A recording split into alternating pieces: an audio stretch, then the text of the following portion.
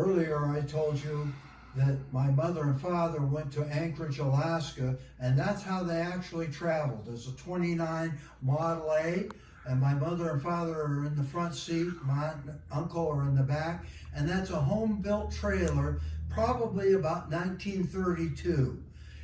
And we carried on the family tradition. That's myself with my two daughters and my Model A in the background that I mentioned earlier, and we went across the United States pulling that trailer, and that was again representing our family's vacationing and seeing America.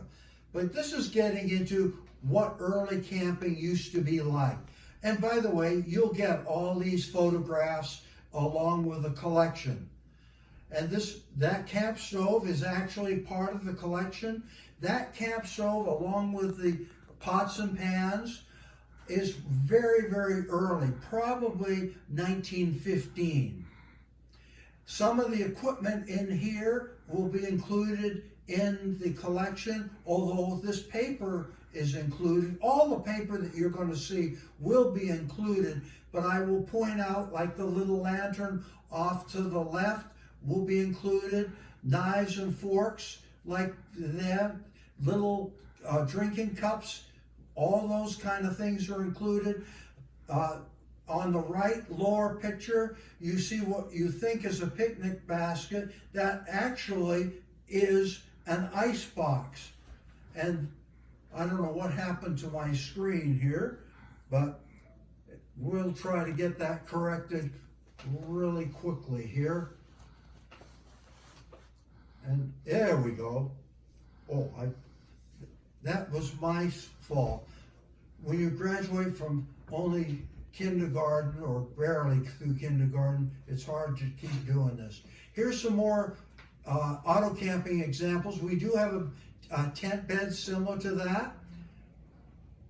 This game goes along with it. Auto camping, remember I talked about early campgrounds? These are some of the early tourist camps, and you'll have all of this photos to show what it was like. This is in Florida, and these are postcards that are coming up. Tin Can Tourist Camp in Florida.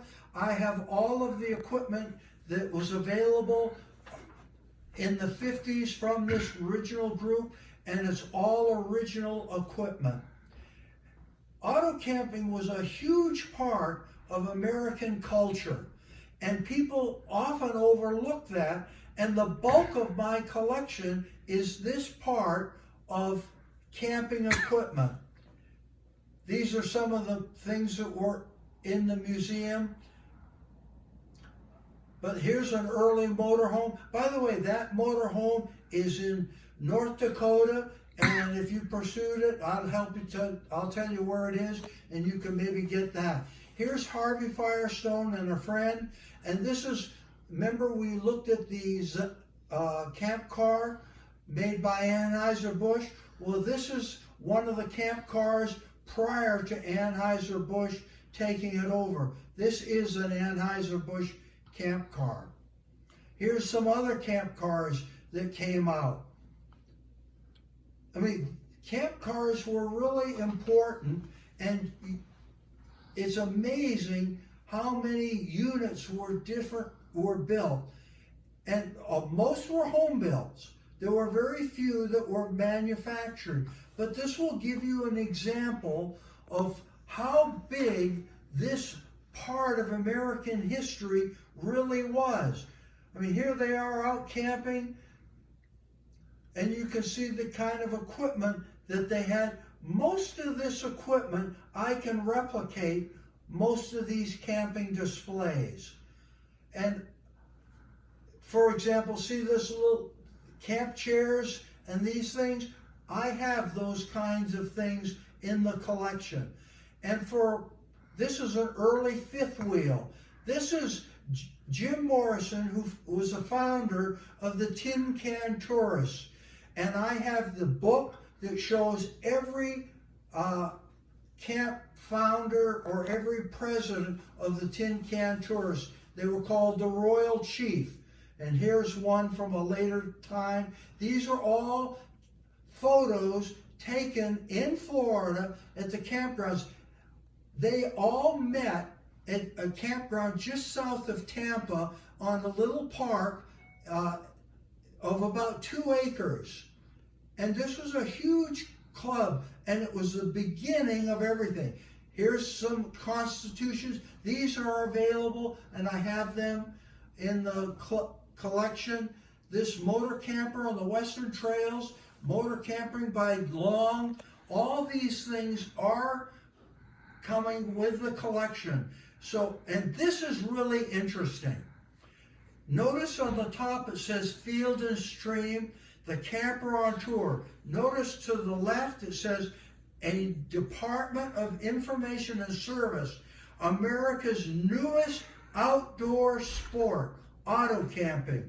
And you'll notice that it's all put out by Field and Stream. You'll get all of this information. And these are magazines that actually go with the collection. And these are all showing what it was like, and they explain it. And all these camp stoves and things I have in the collection. This I do not have. But I do have this sort of setup. This one I don't have. Now this is the camping unit that I told you about that's on the running board of the Model A. It sets up as a table, and then it makes into a bed. I have beds that set up inside the Model T. And all different kinds of equipment that comes out. You'll see the folding bed. I have that available. This little grub stake, that's available. Some of the camping grills that I have that will be included. This is an interesting unit. I'm going to back up just a little bit. I have the tourist kitchenette, was made in Los Angeles, California. They made a Model A, B, and C. I have all 3 of them. And then eventually, a fellow in San Francisco who owned a sheet metal shop built this camper unit. And in that is a stove, ice box, a pantry that goes on. I have that. And he received a letter from the company in Southern California saying they were going to sue him for patent infringement. And I said, well, what'd you do about that? And he said, I never heard of those guys. I threw the letter away. And this is one of the units that we have, and this is available. But even showrooms set up camping equipment. This is really something on the cutting edge of American history. In the 30s, you had catalogs on how to build your own trailer. Popular Mechanics came out with units. All this kind of stuff comes with.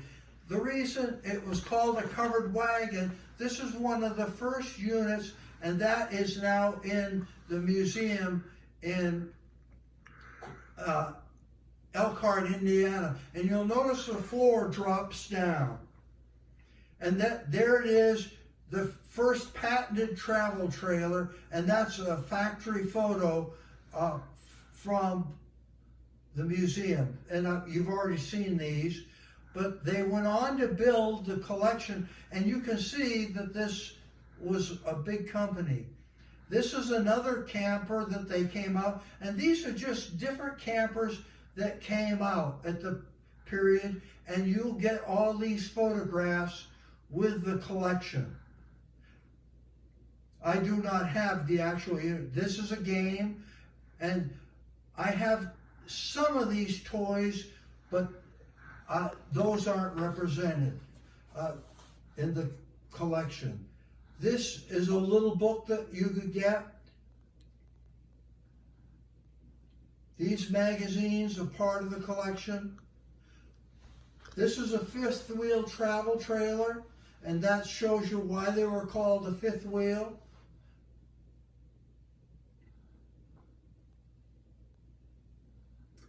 Oh, that ends everything. I guess that shouldn't be included.